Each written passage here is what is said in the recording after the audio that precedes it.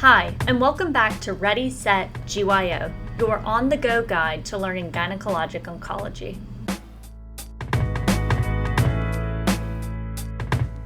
I'm Sydney. And I'm Maya. This is a podcast for fellows by fellows. We are here to help you explore the diagnosis and treatment of gynecologic cancers, master the standards of care, and stay on top of new practice-changing publications. Let's get ready to GYO! Hi, listeners. Today's episode is going to be the first of 7 covering ovarian cancer. You heard that right, 7. We initially planned for 3, but it turns out there's a lot of information to cover, and 3 episodes was not going to give ovarian cancer the attention it deserves. Today, we'll be discussing epithelial ovarian cancer, specifically the management of early-stage epithelial ovarian cancer. Sydney, what are our learning objectives? Our learning objectives are to describe the incidence, risk factors, and protective factors for ovarian cancer, explore the classification of ovarian cancer by histologic type, acknowledge the lack of effective screening techniques, and in the absence of effective screens, recognize which tools can be used to modify degree of clinical suspicion, discuss which procedures are involved in a full staging procedure for ovarian cancer, and last, to review the landmark clinical trials related to surgical diagnosis and adjuvant treatment of early-stage ovarian disease. We're going to start by discussing some background information on ovarian cancer, again, epithelial ovarian cancer. Ovarian cancer is the second most common gynecologic cancer in the United States, but is relatively rare. In the US in 2023, there were 19,700 cases, accounting for only 1% of overall cancer cases in the United States. However, there were 13,270 deaths in 2023 from ovarian cancer, the highest number for any gynecologic malignancy. The most recent 5-year survival from the NCI, which covers 2013 to 2019, was 50.8% when looking at ovarian cancer as a whole. As a quick throwback to our last series on uterine cancer, recall that uterine cancer has 3 times the incidence rate of ovarian cancer.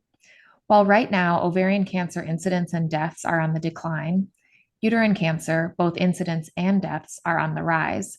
So uterine cancer is likely to overtake ovarian cancer soon in terms of the number of overall deaths.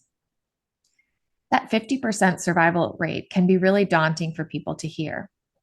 What are some of the factors that impact overall survival and prognosis? Stage is the most important prognostic factor. For patients diagnosed at an early stage, 5-year survival is about 92 to 93%. Unfortunately, though, for ovarian cancer overall, 80% of cases are diagnosed at a late stage. Grade is the second most important prognostic factor. 1/3 of early stage epithelial ovarian cancers are low grade, being grade 1, versus 80% of late stage are high grade, grade 2 or 3. Because grade is an independent prognostic factor, studies primarily group epithelial ovarian cancers based on grade. Age is another important prognostic factor. The 5-year relative survival rate for elderly cancer is half of that seen in women less than age 65. Histologic subtype has less prognostic value than stage, grade, and extent of residual disease. What are some ways that we can break down epithelial ovarian cancers into smaller subsets? Great question. Again, both histologic subtype and grade help us create subcategories. Epithelial cancers make up 95% of all ovarian primary cancers.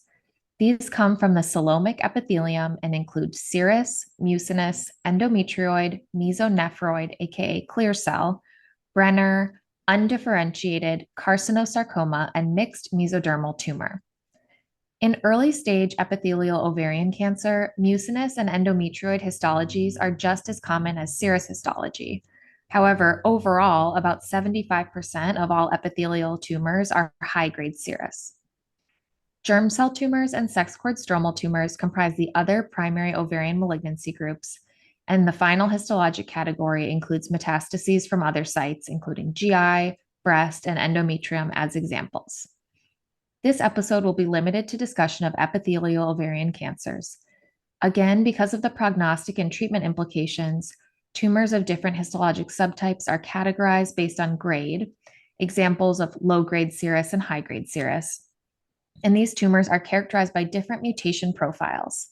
High-grade tumors, including serous, endometrioid, and carcinosarcoma, have a high prevalence of p53 mutations, while low-grade serous and mucinous tumors more commonly have KRAS mutations, and low-grade endometrioid and clear cell tumors often have mutations in the PIK3CA, PTEN, and ARID1A pathways. We'll use the term ovarian cancer throughout these episodes, but we want to emphasize that high-grade serous epithelial ovarian carcinoma, fallopian tube, and primary peritoneal carcinoma are considered to be a single entity with shared clinical behavior and identical recommended treatments.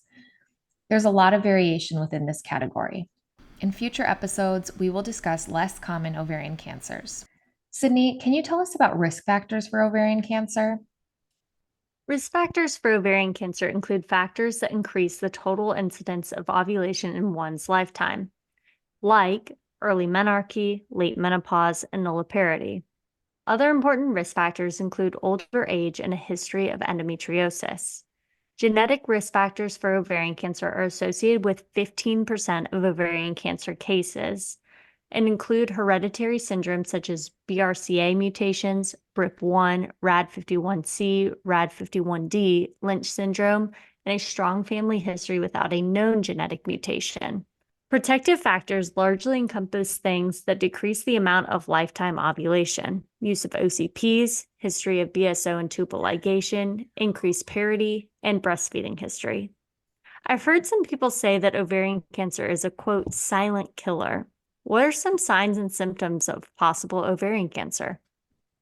We think that term silent killer is really a misnomer for ovarian cancer.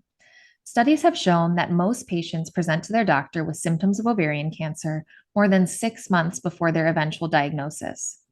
Symptoms depend on the spread and stage of disease, as well as the type of ovarian cancer, but can include abdominal pain and bloating, pelvic pain, urinary or bowel symptoms like frequency and urgency, and early satiety. Patients with more advanced disease can also present with ascites, with a fluid wave on exam, or have pleural effusions. VTE can also be a presenting symptom for some patients.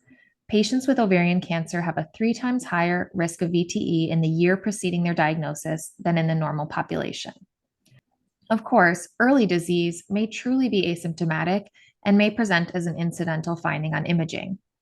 If patients do present with a pelvic mass, the size of the lesion doesn't always predict malignant status. Some of the largest pelvic masses end up being benign. If patients have these symptoms or have a pelvic mass on imaging, what are the necessary steps for evaluation? Great question. Patients will almost always present to their PCP or general gynecologist with their original symptoms. Pieces of the evaluation include history, exam, imaging with pelvic ultrasound and/or CT scan, and tumor markers. Pelvic ultrasound is typically the first-line imaging test. Findings concerning for malignancy include solid components, especially when there is Doppler flow within the solid components, size, septations, especially when thick, and presence of ascites. There are various risk stratifying tools to help clinicians interpret ultrasound findings, including ORADS, IOTA, and ADNEX models. Your institution may use one over the other. The ORAD score was developed by the American College of Radiology to risk stratify adnexal lesions. It includes scores based on size, number of septations, internal echoes, number and size of solid components, free pelvic fluid or ascites, and then combine the score into a score from 0 to 5 with an associated percentage risk of malignancy. There is also an ORAD score for MRI, which some clinicians may order to further characterize a mass. But CT scan is most helpful for ovarian cancer to determine the extent of disease and is less reliable for evaluating adnexal masses. Maya, what about tumor markers? Our baseline tumor marker to evaluate ovarian lesions, especially epithelial lesions, is CA125. CA125 is a glycoprotein that's very nonspecific. It's essentially a peritoneal marker, and so anything that disrupts the peritoneum can cause an elevated CA125. This is why it's not very reliable in premenopausal patients. It can fluctuate throughout the menstrual cycle, can be elevated with endometriosis or other inflammation of the peritoneum. It's most helpful in postmenopausal patients or when it's very elevated in premenopausal patients. Other tumor markers that can be helpful to evaluate adnexal lesions include an HE4, a CEA to evaluate for GI tract cancer, and CI19-9 to evaluate for gastric and pancreatic cancers. There's some debate about whether obtaining all of these markers is necessary as part of the original evaluation, but they can be useful as part of the evaluation to rule out other sources of cancer. A CA125 to CEA ratio is specifically helpful to evaluate the risk of GI malignancy. A higher ratio indicates less likelihood of a GI source. In our episodes on less common ovarian cancers, we'll talk about the tumor markers that are utilized to evaluate for sex cord stromal tumors and germ cell tumors of the ovary. As gynecologic oncologists, we'll often be the ones evaluating complex adnexal masses and performing this diagnostic evaluation.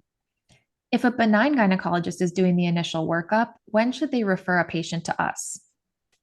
There are guidelines from ACOG and SGO to help referring providers decide when to refer to gynecologic oncology versus surgically address an adnexal mass themselves.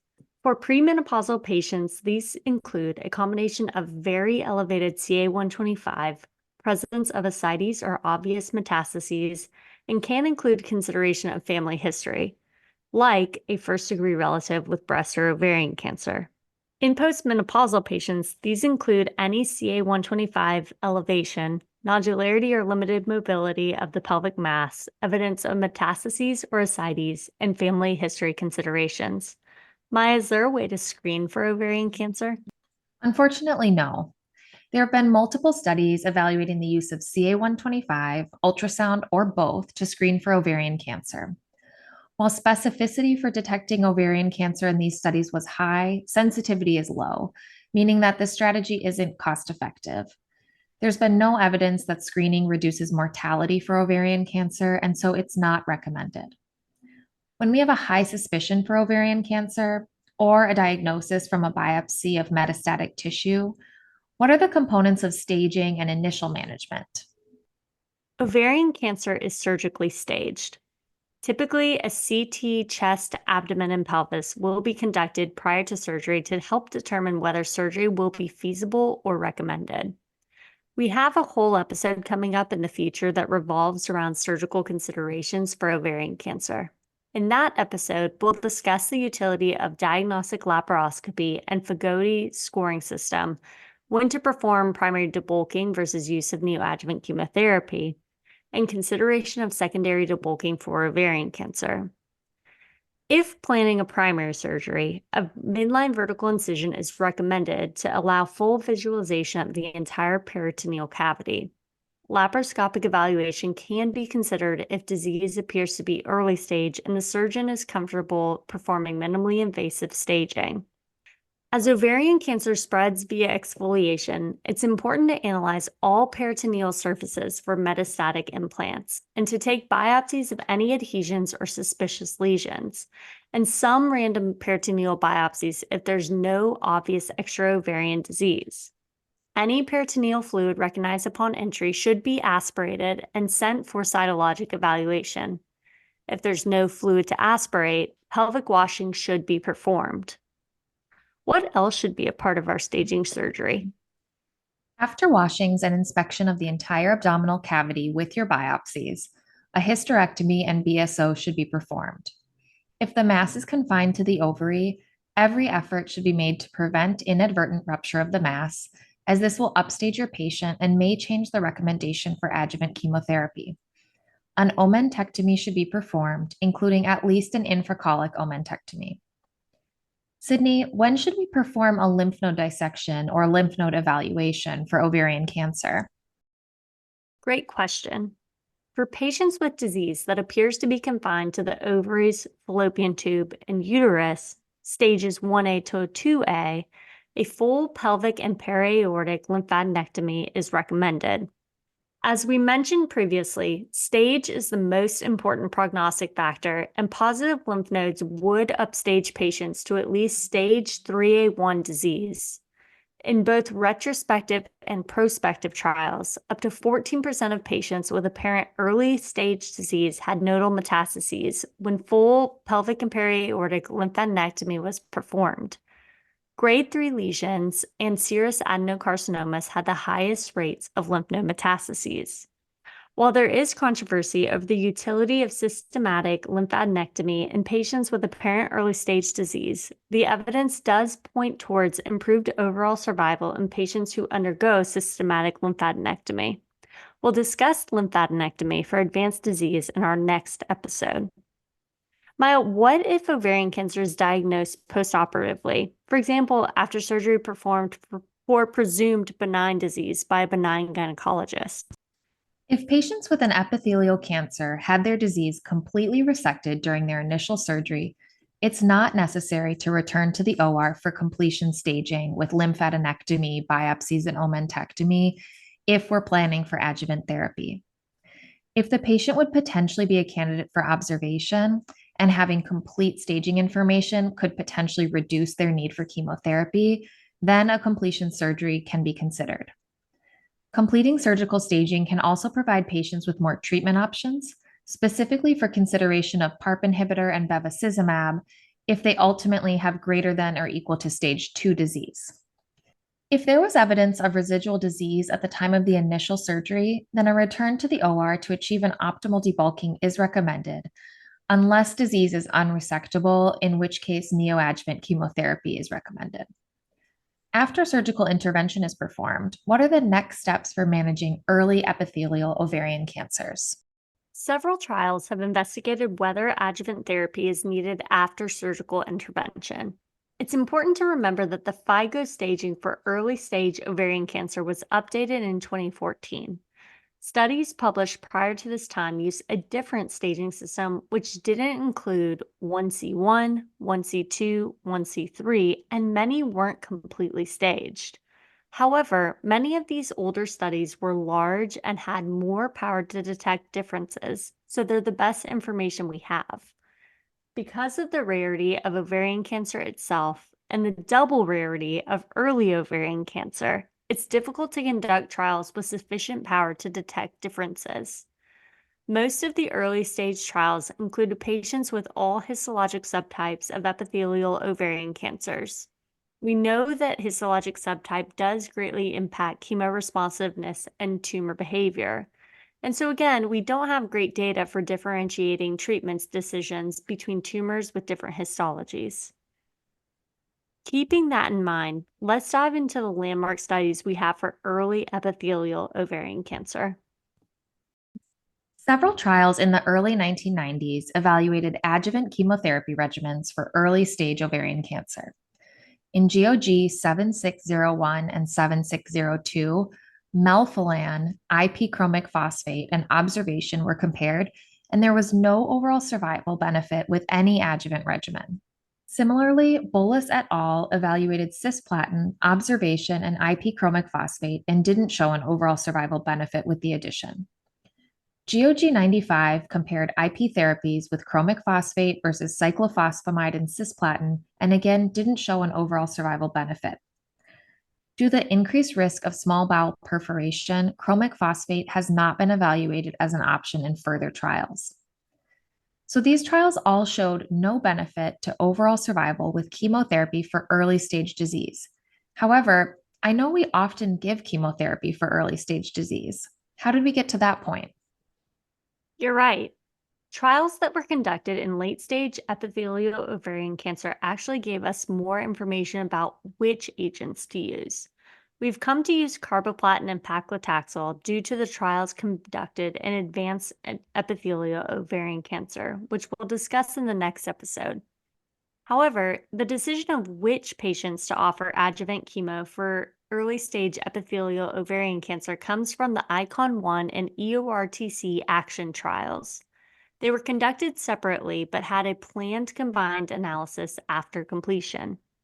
ICON-1 included 477 patients that had early stage ovarian cancer in whom their attending physician was unsure whether they needed chemotherapy or not. All patients had surgery, but extent of surgical staging wasn't very well documented. Chemotherapy was any platinum-containing regimen. Carboplatin and paclitaxel was not yet standard of care, and in many of these trials, the regimen was a platinum agent alone. In the ICON-1 trial, 5-year overall survival was 79% in patients receiving adjuvant chemo versus 70% in the observation group. Recurrence-free survival was also improved. The EORTC action trial had 448 patients who underwent surgery with either complete or incomplete staging and were then randomized to adjuvant chemotherapy with platinum-based regimens. It's important to note that only 1/3 of patients were optimally staged. This study did not show an overall survival difference in the intention to treat population, but did show a benefit in both overall survival and recurrence-free survival for patients that didn't have a complete surgical staging, and the most benefit was seen in grade 3 disease. The authors also demonstrated that patients who were observed postoperatively had an improved overall survival and recurrence-free survival when optimally staged. But if they were receiving chemotherapy, the quality of surgical staging did not have a significant impact. In patients that had complete surgical staging, chemotherapy did not have an additional benefit. Maya, what did the combined results of these trials show? In the pre-planned combined analysis of ICON and ACTION, which had almost 1,000 patients, there was a statistically significant improvement in overall survival and recurrence-free survival in patients that received chemotherapy.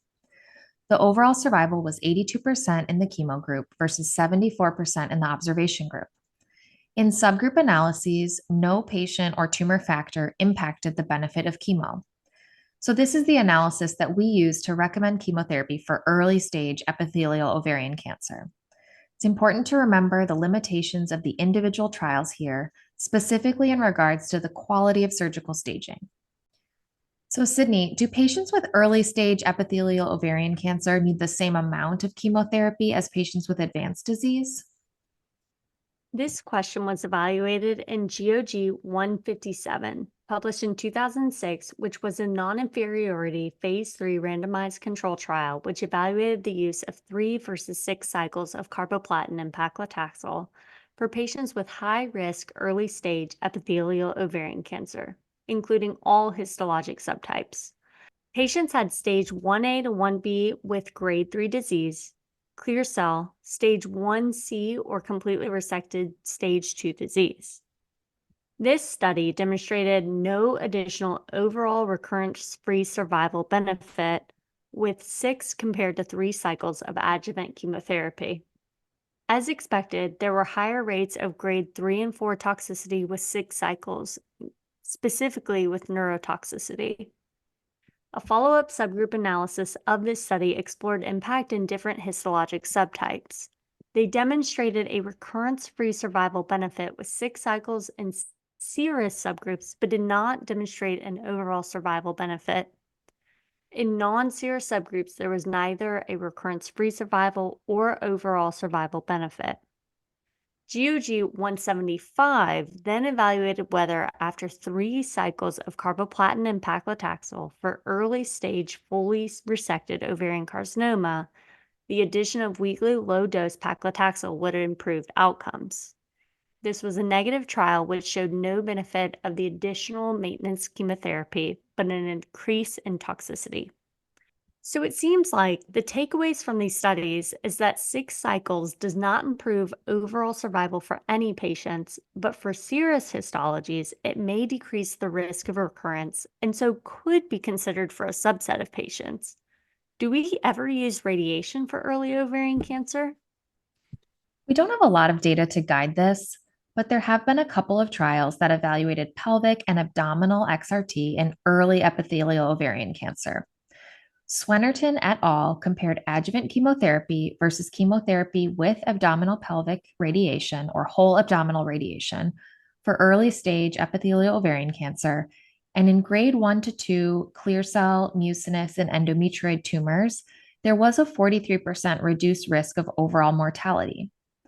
This benefit wasn't seen with serous tumors or any advanced stage tumors. Toxicities were high, especially with chronic GI toxicity, and so this isn't something we typically recommend, but it's important to know that it has been evaluated and did show some benefit.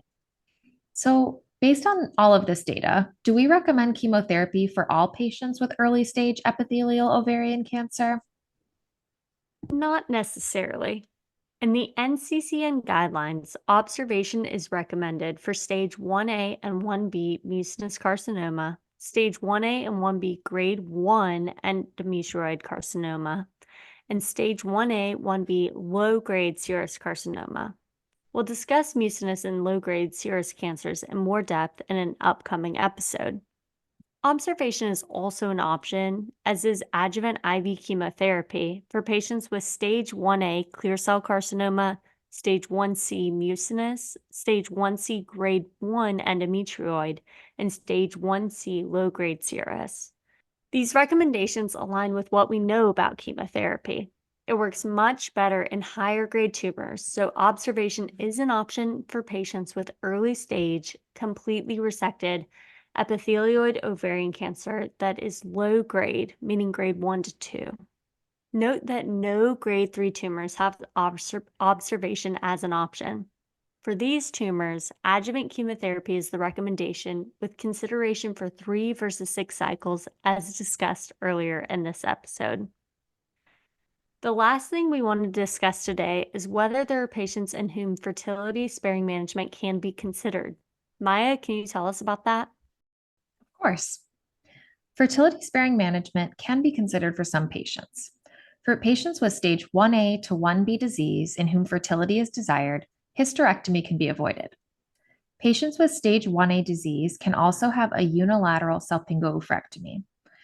All of these patients should have comprehensive staging as described earlier in the episode. Successful pregnancy outcomes have been reported after fertility sparing management, including after adjuvant treatment.